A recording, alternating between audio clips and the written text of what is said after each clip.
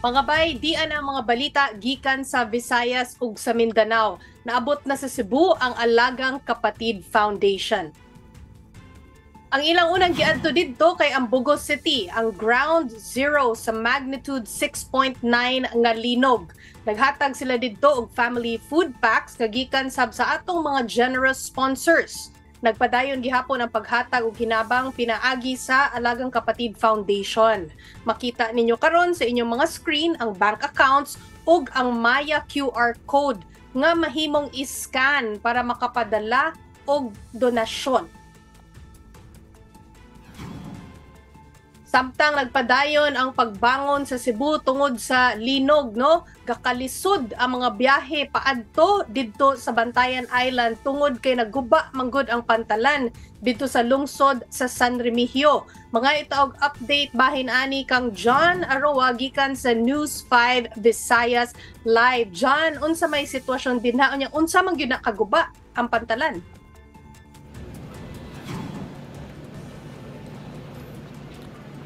Chiki sa mga oras ni ini ni nagbarugta sa Hagnaya Port dinhi sa San Remigio kung din usapod ni sa labing naapektuhan sa pagtayog sa 6.9 magnitude nga linog dinhi sa Northern Cebu. Sa mga oras karon Chiki, high tide karong mga orasa dinhi sa Hagnaya Port ug makita ninyo sa akong likuran ang kining paglunop sa tubig dagat gikan diri sa pantalan, no, halos katunga na sa port ang gilunupan sa tubig tungod kay ang kanimang gunghuag Hagnaya Port ang matud pa sa Feebox ni hulpa o ni naog ang yuta ani tuman atong pagtayog sa linog. Dunay bahin ngadto kana nga portion sa pantalan di na pod na mapahimuslan tungod kay naguba ang struktura nang yang structural integrity mao nang ang mga makita ninyo, no, ni alsa ang iyahang semento diri nga bahin pod sa port kay ni ubos ang iyahang semento.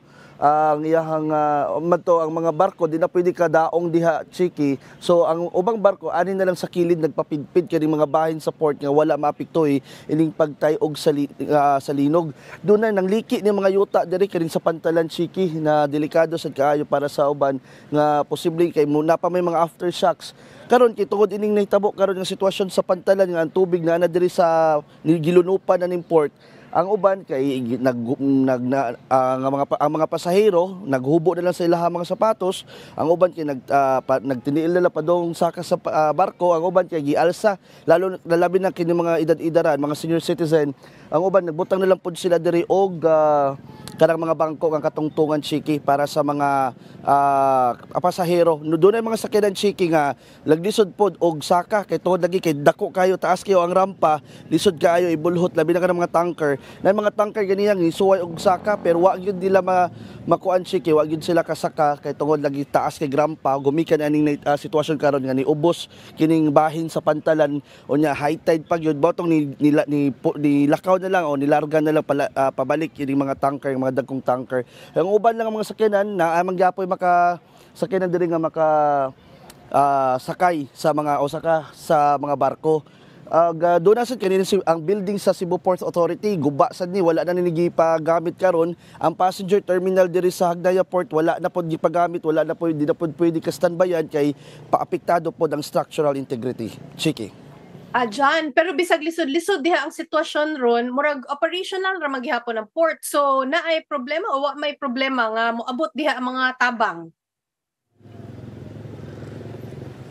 Wala ray problema Chiki kini ang mga relief assistance do nga ilabang adto sa kay kani ang ruta man diri sa Hagnaya Port padong sa Masbate, padong sa Bantayan Island. So wala ray problema Chiki kay naa man gyapon operational man gyapon ng mga barko. Is just that ang situation lang kay gilunupan ning pantalan ang bahin sa pantalan nga halos tagatuhod moabot sa tagatuhod ang nay panahon nga moabot sa ang tubig sa tuhod. So padayon lang gyapon ang pag-abot sa mga pag-abot sa mga pasahero diri sa pantalan ug ang mga sakyanan. Kadto lang mga dagkong sakyanan mo ay problemado kay lisod kay isa ka tungod sa kataas sa rampa. Pero at least naay gasigig abot og kuan kanang mga tabang. Pero John, mga ilang sa kog update, unsa na may mga datos diha sa mga namatay, unya basig na apay mga kinahanglanon ang atong mga kuan diha kaigsuonan. Chiki, ang sa labing ihap gikan ni sa ang datos sa DILG naa na sa 72 ang ihap sa mga namatay ining nahitabong linog dinhi sa Northern Cebu og padayon gyapon ang relief operation kay daghan kay mga apektado diri Chiki kay kanil lang kani sa tong nahimutangan ang nahitabo man gud ganiya taga Fibox nagpalupad og drone nga ang ilang assessment ani sa ilahang nakita ng diri sa ang stretch diri sa San Remigio kay mga baybayon sa San Remigio ni ubos og ang ngadto nga part sa Bogo na portion dito sa ilang baybayon ni Alsa ni Saka. So ang tanan daw kuno kung apektado nga mga balay, mga struktura dapat na daw napabakwito ng mga residente nga nagpuyo diha. So ingon ana kadako kaayo nga panghanglanon karon nga sa mga residente nga apektado sa linog kay tungod aning nahitabo karon sa kaning 6.9 magnitude. So nanawagan sila karon Chiki og mga construction materials aron makapabarog sila sa ilang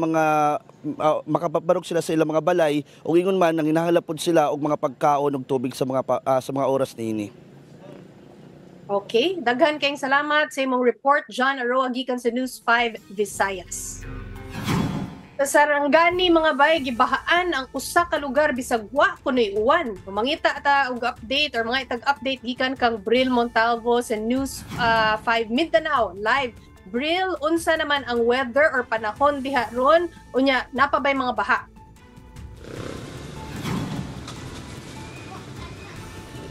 Chiki, nagsugod na o kusog ang ulan diri sa Maasim, Sarangani kung diin nahitabo usab ang flash flood kagahapon sa hapon. Ano na sab mga lugar diri nga lubog gihapon sa tubig baha.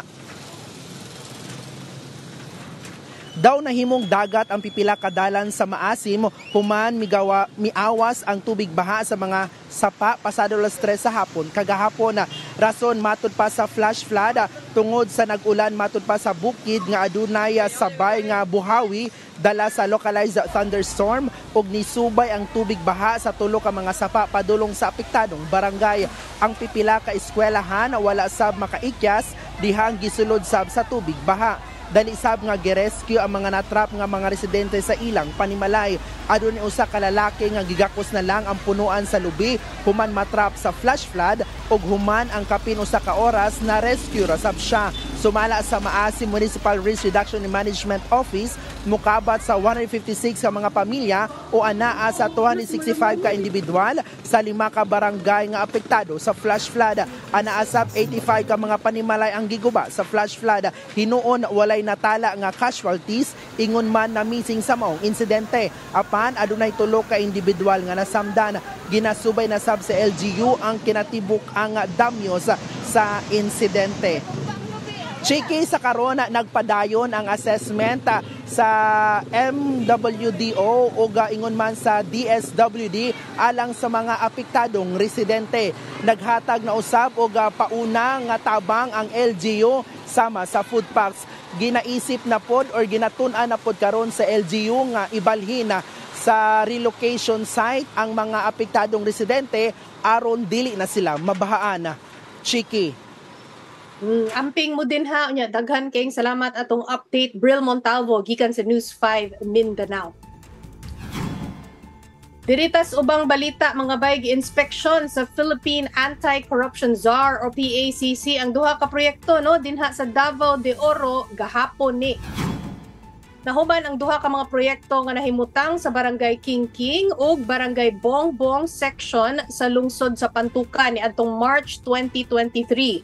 Ug ingon sa PACC, nahuman matud pa nga pulido ug nagsunod sa standard sa DPWH ang 125.9 million pesos nga revetment project. Nakita sab sa findings nga nagsunod sa proper slope, curvature ug alignment suited for hydraulic flow and erosion control ang maong proyekto. Gidayeg sab sa PACC ang maong proyekto tungod sa ilang paglibot-libot sa nasod aron inspeksyonon ang mga proyekto sa DPWH. Aduna sila'y nakita nga nindot nga flood control project ug dili depektibo pero aduna sab sila'y nakitaan nga usa ka ghost project. Para sa mga nangutana, ang contractor ani mga bay, mao ang RA Pahati Construction and Supply Incorporated.